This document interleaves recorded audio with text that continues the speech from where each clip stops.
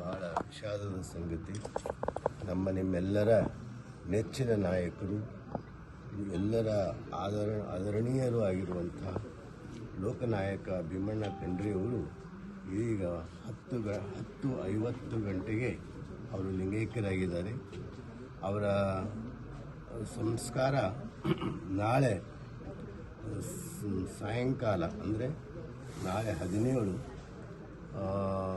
ಜನವರಿ ಸಾಯಂಕಾಲ 5 ಗಂಟೆಗೆ ಅವರ ವಿಧಿವಿಧಾನ ಸಂಸ್ಕಾರ ನಡೀತಾ ಇದೆ. ಸರ್ಕಾರದ ಗೌರವದೊಂದಿಗೆ ಅದಕ್ಕೆ ಅವರು ಜಾತ್ಯತೀತವಾಗಿ ನಾಡಿನ ಎಲ್ಲರ ಪ್ರೀತಿಗೆ ಪಾತ್ರರಾಗಿದ್ದರು.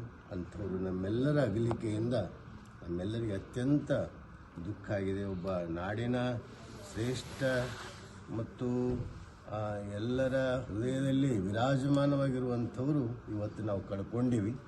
ಅವರಿಂದ ತುಂಬಲಾರದಂಥ ಹಾನಿಯನ್ನು ಸಮಾಜ ಅನುಭವಿಸಿದೆ.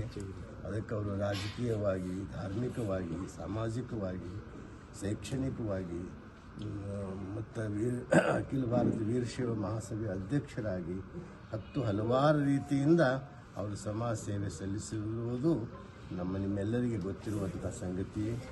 ಅಂಥ ಪೂಜ್ಯರ ಅಗಲಿಕೆ ನಮ್ಮೆಲ್ಲರಿಗೆ